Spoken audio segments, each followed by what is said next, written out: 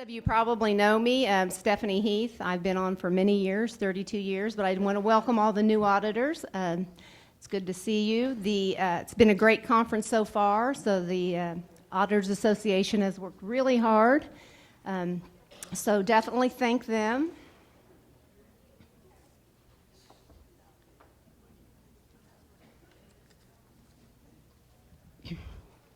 So my husband and I are kind of going through the next phase in our life. Does anybody have the empty house syndrome? Yes, we're starting to deal with that right now. Our youngest is 18, and she's got 2 jobs, getting ready to go to college, and will do anything to not be at home for some reason. So my husband and I hadn't got to know each other again. We look at each other and, how are you? We're used to running to friends to practice. And so we've decided that we're going to try and get a little bit more involved in each other's interest, just to spend time together. And it's not as easy as it sounds. He's very laid back, and I'm not. For instance, he wants to teach me how to fish, which we do have a pond. I think I've been one time. So that's definitely on our list. And for some reason, he loves to hunt mushrooms. Who hunts mushrooms here? Well, we have a 12-acre thicket, and I have to say I got new rubber boots. I was pretty excited about that. But, going through the branches and sticker bushes, and there's absolutely no mushrooms, and I'm just waiting on the time when I have a tick, because I cannot stand ticks. But I'm working on it. I love to exercise. He does not. I love Zumba. Obviously, I'm not going to get him to do Zumba. So we've been doing a lot of walking. I actually got him to help me teach Sunday school. That took a little bit of time, but he did. Wasn't a lot of help, but it was good to have him there. Since we've been pretty much on our own lately, we've been going out to eat a lot. I don't hardly ever cook. We always go early. We want to beat the crowd. Those were the people I always made fun of. Oh, you have dinner at 5 o'clock, huh? Well, that's us now. Obviously, we love to go to our grandkids' soccer games, so we're working on it. But it has been interesting, and we'll hopefully find more things to do. After some point, we're like, why don't you go with your friends, and I'll go with mine. So that seems to work as well.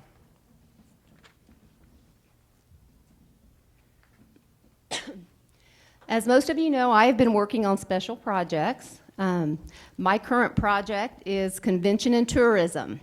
And can I have a show of hands of everyone that has been contacted by me regarding convention and tourism? Okay. If you collect innkeeper's tax and you haven't heard from me, you will.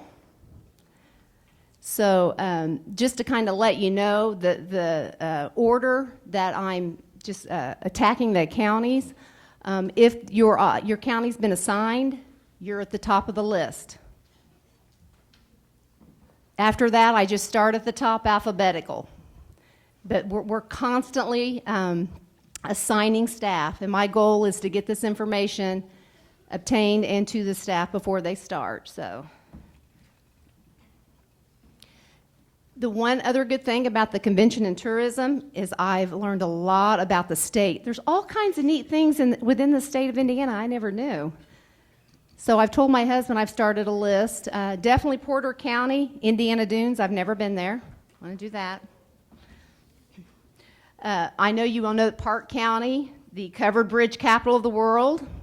Got to go to that. Dearborn, the perfect North Slopes, and the casino. And finally, Elkhart, the quilt gardens, 17 gardens I thought looked pretty neat. So I keep adding to my list. That's the one thing with working with convention and tourism. My list tends to get longer and longer every day. So today I'm going to discuss the handling of financial activity for the tourism commissions. There's been a lot of confusion on how these are to be reported.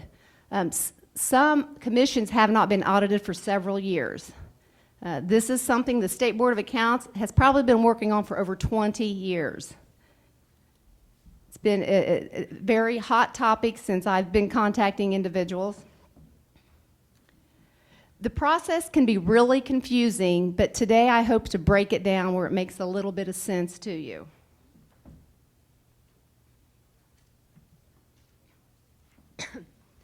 The objectives for the innkeeper's tax is to include the financial activity of the Tourism Commission in your annual financial report, which is your gateway, and then include that commission, Tourism Commission, in the audit. So if you get it into gateway, it's automatically going to be included in your audit. There's been a lot of changes since my first county, which I think was Vanderburgh, to my last one. So I learn more and more each time. The questions I'm asking are getting a little bit more detailed. The information I'm giving the field examiners is a little more detailed, and it's just the fact that I'm learning. It's funny, too. I may spend an hour with one county and 5 hours with another, because I feel like I'm doing a lot of educating, not only with the county auditors, but the tourism commissions and those not-for-profits as well. So I've been kind of taking the time to make sure everybody's on the same page. So basically, I question everyone involved. I go back and I call everyone and say, this is the way it is. Does anybody have a problem, or am I missing something? So once we've completed that county, everyone is in agreement.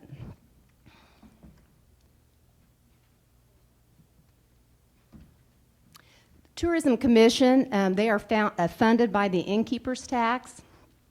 We received a list from the Department of Revenue of all those counties who received the tax. There is a total of 77 counties that collect the tax. 73 of the 77 tourism commissions are to be audited by the State Board of Accounts. There are 4 that are audited by an outside agency. That would be Allen, Clark Floyd, Marion, and Lake. These are not included in the county audits because they're considered a separate entity. Clark Floyd has combined to provide tourism services for both those counties. So I thought I would start with the handling and the process for the innkeeper's tax. Your county council will adopt an innkeeper's tax. The tax is a monthly tax based on gross income for the rental of rooms and accommodations for periods of less than 30 days. This would apply to hotels, motels, Airbnb, and so on. The taxes may be paid through the county treasurer or through the Department of Revenue. Probably 90% are paid at the county level. IC 6-9 governs innkeeper's tax.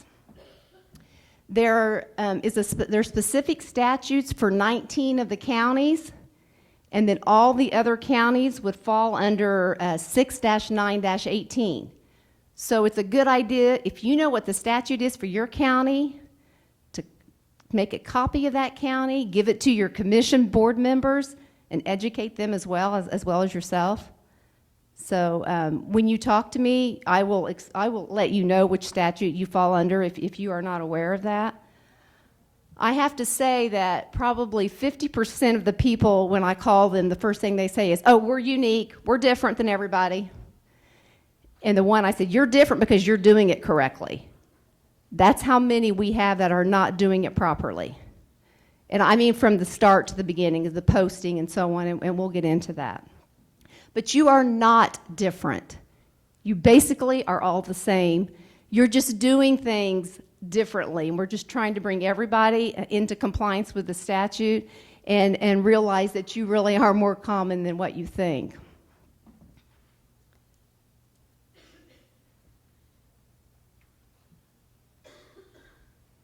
So for instance, Jackson County and Hendricks County, they have their own Indiana Code statute.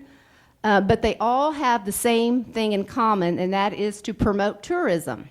So whatever statute you look at, that's the bottom line, is to promote tourism.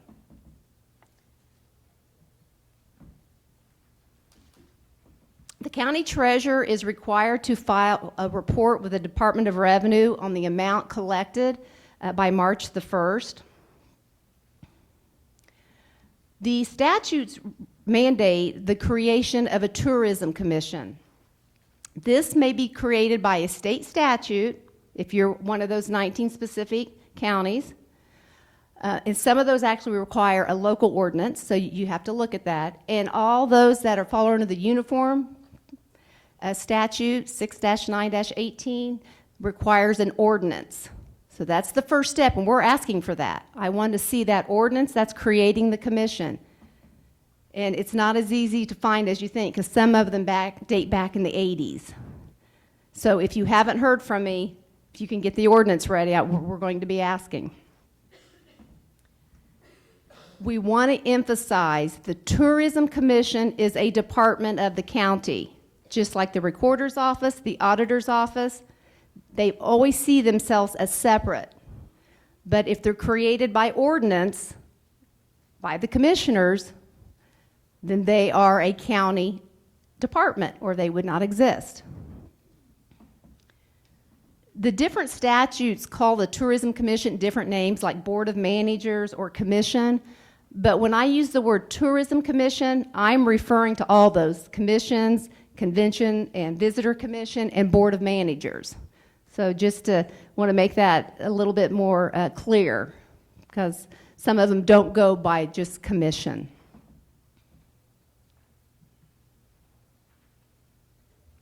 I wanted to put up the statute just to kind of give you an idea of, this is the statute for the uniform, the statute for the uniform counties.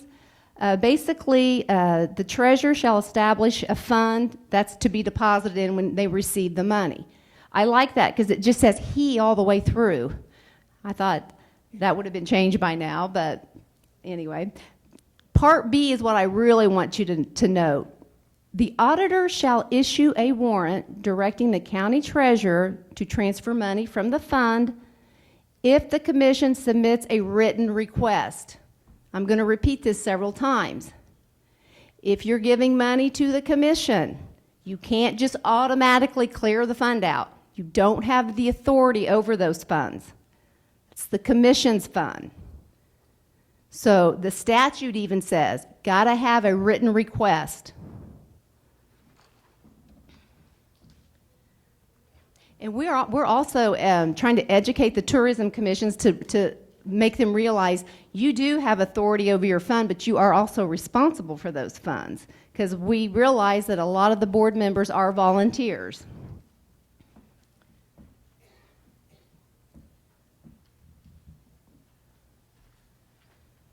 There's been a wide variety, obviously, of the way the innkeeper's tax has been handled, and I chuckle sometimes because I think I've heard everything and then I'll hear a new one. And again, not that you're right or you're wrong, but I have a little note that I just keep adding new things to. The county treasurer does collect the money, but doesn't maintain that money on the cash book. It needs to be quietused in. And you should be posting to your funds on a timely basis.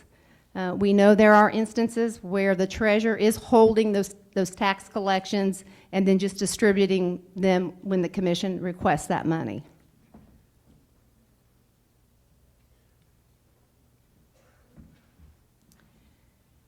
So when I contacted you, basically, I call my county auditors first. I mean, because we're contacting the tourism commissions and the auditors, I call you my county auditors. But that's who I contact, and when I ask you questions you don't know, it's okay. I don't expect you to know all of them. I want to definitely thank you so much, because I'm doing cold calls. I may call at 3 o'clock, and you may be cussing me under your breath, but I'm doing cold calls, which requires a little bit of time, pulling up reports. I'm asking specific payees, so I want to definitely thank you for that. And I also have had instances where I would just email the questions. There are so many of you, I don't have time. Right now I have 8 that are open that I'm waiting on responses from. And most of them are the tourism commissions. So the one situation that I have found is the use of Fund 7304. In many instances, this fund was used for the operation of the Tourism Commission. The 7,300 series funds are those that for local government remittances, county remittances. So Fund 7304 should only be used to hold or clear funds. So when the money comes in the 7304, your options are you can transfer that to the Tourism Commission with a written request, right? Or you can transfer that to Fund 1127 or whatever fund you may have. The specific statutes have you create different funds, but those funds would be given to the operating fund for the Tourism Commission. So that's the goal. 7304 is declared out. It's just a holding account. We know there's going to be timing differences because it seems like it's generally on a monthly basis that they're requesting for the prior month. It's very important for you to use the funds correctly, the 7304 and 1127, because of GAAP basis financial statements. Fund 7304 is an agency fund, and Fund 1127 is a special revenue fund. So that means nothing to you now, but once you start preparing GAAP statements, it becomes vital that you account for the Tourism Commission, the innkeeper's tax, in the proper fund.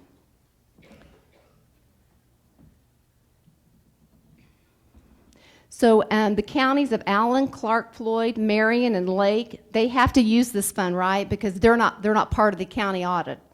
So all those counties will use Fund 7304. You cannot pay a not-for-profit from this fund. And they're very tricky because they'll say, I've had so many, Madison County Tourism Bureau. We hear the word bureau, we think of a not-for-profit. That's what I'm doing. I'm calling and talking to people and actually determining what they are. Are you the commission, the department of the county? Are you the not-for-profit? So it's important that you realize that no payments can be made from this fund to the not-for-profits. Only the Tourism Commission.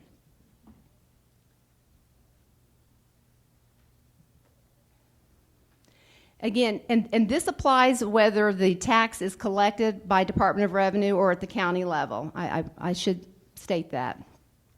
So now for Fund 1127. This is what's used for the operating of the Tourism Commission.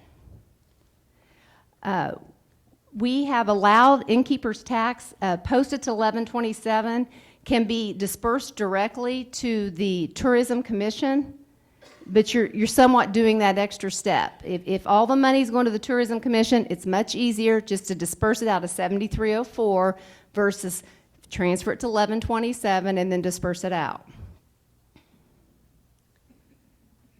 So the fund, tourism commissions are generally can be paid from this fund, their operating expenses. One thing that I have noted is tourism commissions are required to be budgeted, and several of the counties are actually budgeting 7304, that clearing fund. You need to budget the operating expenses of the Tourism Commission. Do you see the difference? So what I'm finding is that the auditor, they're holding on to that money because either they've exceeded their budget or whatever. So the budget is not in 7304, but it's for the operation of the Tourism Commission.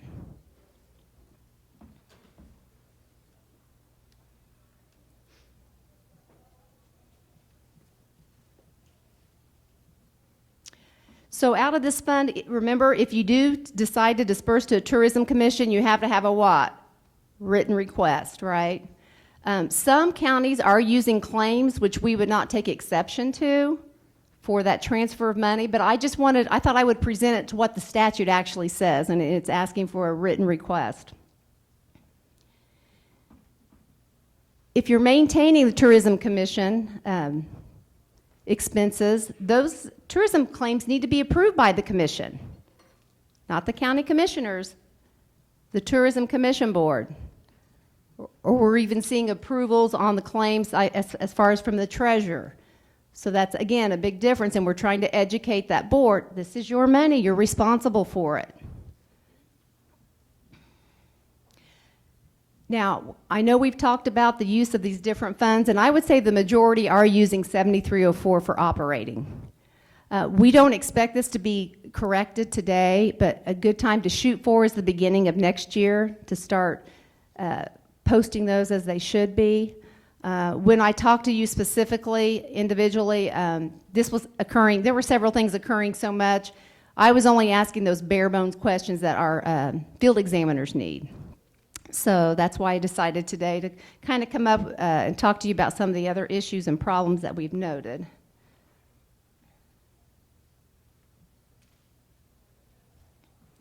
So I've tried to put a little flow chart here on how the innkeeper's tax works. So like we talked about before, the county first establishes the innkeeper's tax. Per the statute, a tourism commission has to be created. Again, that's from the state statute or by a local ordinance. That money, again, will be all going to 7304. And then you'll decide where it goes from there.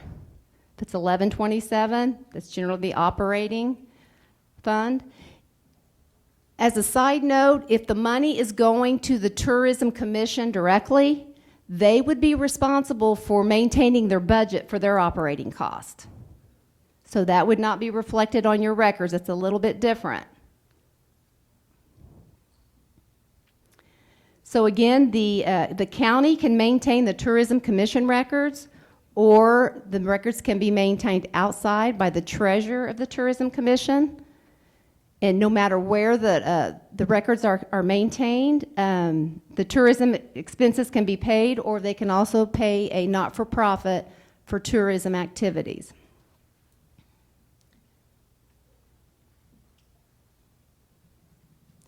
If once we have discussions and we determine whether the Tourism Commission should be part of your annual report or not, what the process we're doing, which is easier for everyone, is I will instruct you to get the information on the supplemental AFR if that's what's required.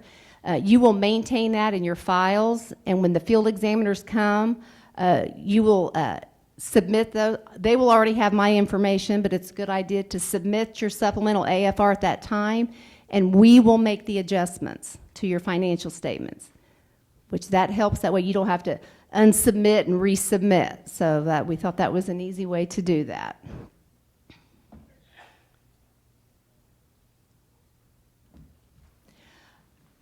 If the auditor maintains the commission records, so 1127 is used to be paying claims, there's no supplemental AFR. The fund is already part of the audit, right? It's always been part of the audit. Say it's just like any other fund.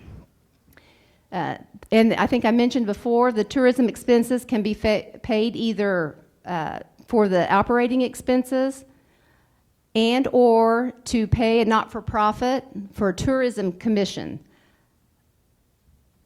We do not audit the not-for-profits. There's been a big confusion on our responsibility as far as the not-for-profits. The Board of Accounts does not do that. They report through Gateway on an entity report E1. The only thing the Board of Accounts will be looking at is that a supporting contract between the commission and the not-for-profit. So you may get that question in your county, if it's a not-for-profit, are the Board of Accounts going to audit? No. We're only worried about the Tourism Commission, which is different than the not-for-profit, which is generally a bureau.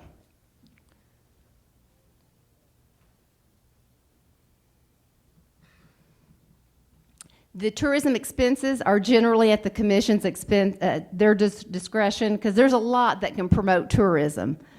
Even just through discussion, some of those I'm kind of questioning, well, maybe there is a tourism purpose on that, but that's one of obviously the main use of the fund. And just to point out, many of the statutes have a provision that a member who approves a transfer of money to a person or a corporation that's not qualified actually commits a level 6 felony.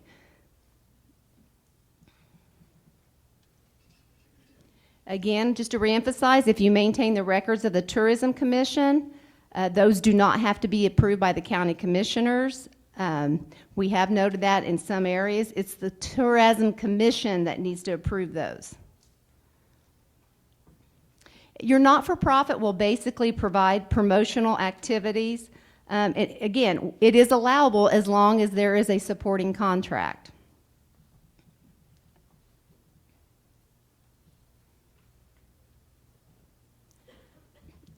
Here's an instance where the auditor actually disperses money to the commission treasurer. This is the other scenario. Again, it has to be supported by what? A written request. No supplemental, supplemental AFR would be required because the commission records are not part of your records. Those would be obtained just like you do the county clerk or the county sheriff on the supplemental AFR, and you include those in your gateway, and it obviously automatically becomes part of our audit. Since this will be the first year many of the tourism commissions will be added, our field examiners will have to determine if they're a significant component. And I know Lori talked about that. You know, are they material? But in this respect, we don't know if they're a significant risk or not because we've never looked at it. So probably 9 times out of 10, they're going to be audited the first go around.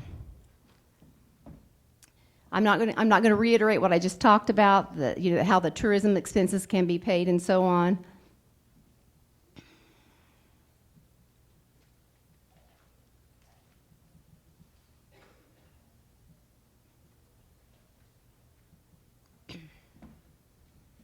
So some of the non-compliance issues I'm finding, I'm asking you when I call, I need an ordinance to support the Tourism Commission. And then I'm asking other miscellaneous questions, but that's your main purpose generally, would be the ordinance. We're seeing that an ordinance has not always been created, or there's no contract between the Tourism Commission and the not-for-profit. We've seen instances where the No Tourism Commission has been established and the money goes directly to the not-for-profit. There is no tourism commission. We've seen where a tourism commission's been established, but they're acting as a not-for-profit. So they're having outside audits when they should be included in your financial statements and audited by the State Board of Accounts. Another one that I didn't originally think we would have are no contracts for grant recipients. There's a lot of them that make disbursements for Heritage Days or Mardi Gras in Muncie. There needs to be a contract between them that states, obviously it's got to be for tourism purposes, and then what the commission expects. This is one that we are finding quite often. And then recently I've had a situation in which they're not acting as a not-for-profit or a tourism commission. And so in this case, we're telling them, you need to determine what you are. And that's bringing up additional questions because these individuals, if they're a tourism commission, they're county employees. If they're not-for-profit, they're not-for-profit employees. So in these instances, there's a lot of discussions that need to take place because for tourism employees to fall under the county is a big deal because I hear a lot of counties say, we don't want them as employees. So this is one.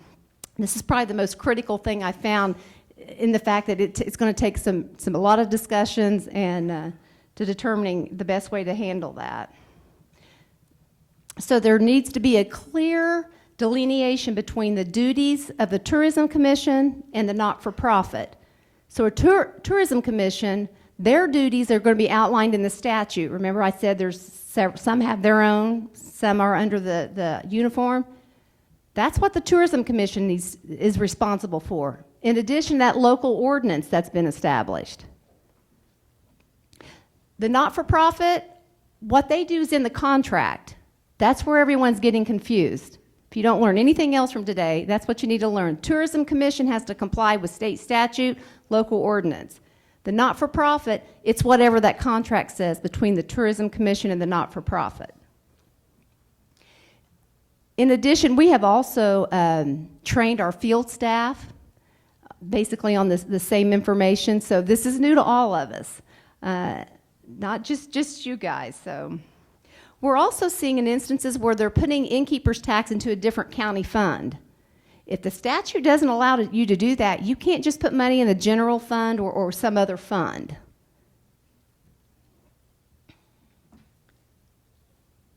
So any kind of noncompliance that we find, we're only issuing a noncompliance management letter. This is a freebie year. All we want to do is get you where you need to be. So the noncompliance management letter will be discussed. So make sure if you do have one for your tourism commissions that they are invited to the exit conference. I want to stress that.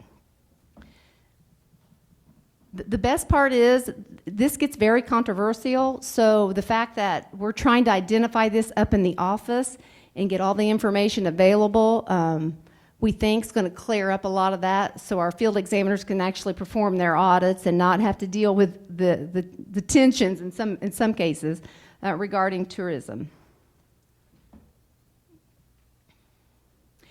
Here's an overview of what we've done in the office. We worked with both associations, the Indiana Tourism Association and the County Auditors Association.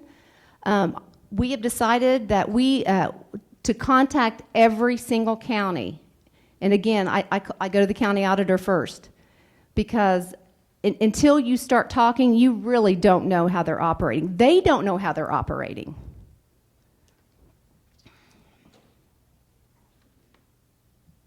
There are some days I'm hoarse by the end of the day, and I'm a talker. But it's, and if I ask you the same question as I did 2 hours earlier, I'm apologizing up front because I can barely keep up with those that I've got going on. So we're requesting that they provide the contract between the Tourism Commission and the not-for-profit. And some of the other information that I'm asking, the Tourism Commission, are you approving your claims? Does the Tourism Commission and the not-for-profit have the same board? Because a lot of times that's the case. Do they maintain board minutes? Do they have separate meetings? Some of these issues that we find non-compliance on, I'm verbally telling you, I'm telling them, our field examiners will not be testing for this. But if I'm going through all the problems with contacting every county, I'm gonna go ahead and take a few more minutes and get you in compliance with what the statute says. There's a chance that we will be looking at that in the future.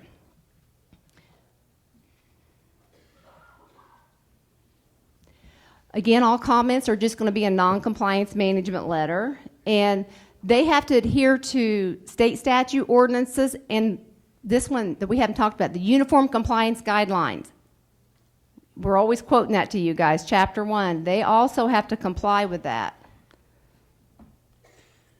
We don't expect immediate corrections, but we will review in the next audit to at least determine if they've started making the changes and at least considering how to correct the issue. And I know I'm over, but are there any questions? The they that you referred to as far as getting the contract, the tourism, between tourism and non-for-profit, is it the auditor that holds it or Tourism Commission? Who do you contact for the contract? Generally, I always go to my county auditor. I will ask you everything I possibly can. Okay. But it ends up generally being the Tourism Commission. However, if you're maintaining the records for the commission, it's a good idea that you have that contract because you're actually making those payments. When we're paying the claim for the Correct. non-for-profit, we need to request the grant. Yes, Or the contract. Yeah, okay, Yes. thank you.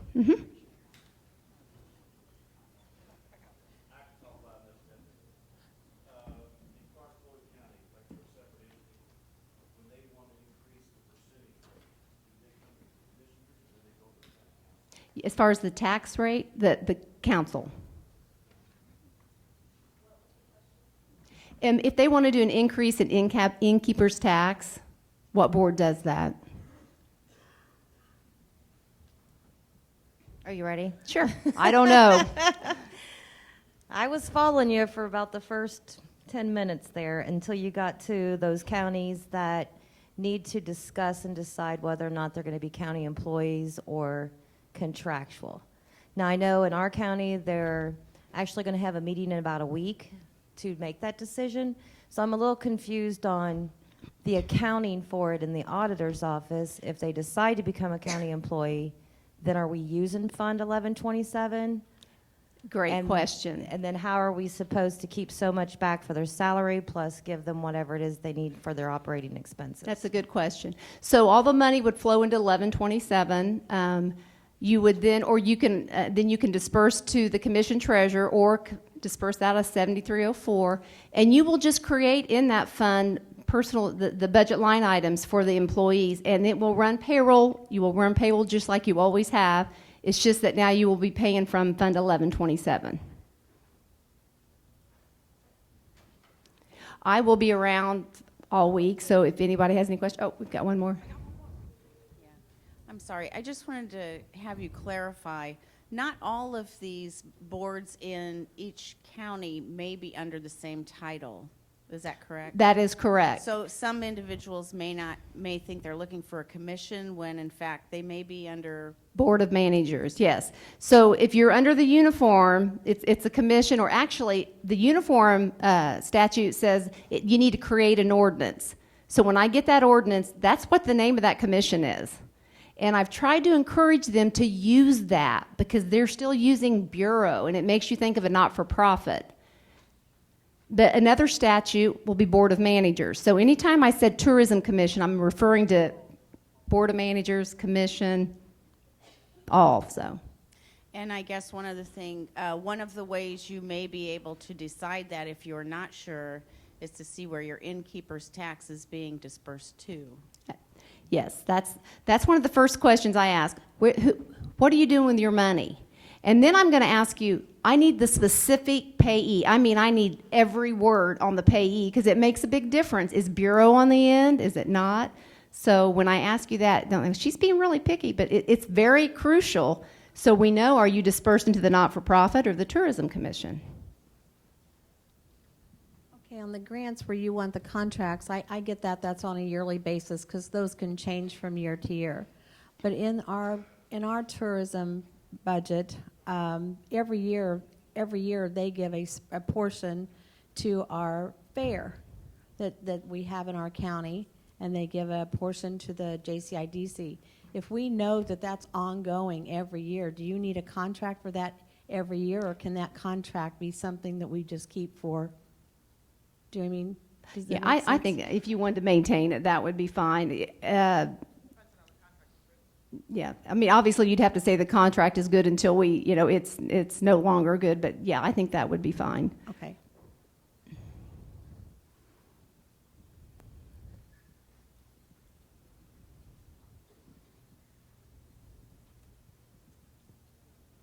So in my county, the county treasurer holds all of the innkeeper's tax in her cash book until the tourism commission, I use that term loosely because we don't have a commission, but when they request it, then she gives me so much money, I quietus it into the fund and give it to the tourism. But I talked to our county treasurer about it, and she said, I told her that we were going to have to start quietusing that money as it comes in, and she said that's absolutely wrong. She will not do that, that it's going to stay in her cash book. So our treasurer's going to get this directive that they need to not be holding that in their cash book.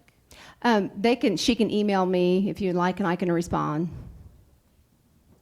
Okay? All right. Thank you very much. And now we're going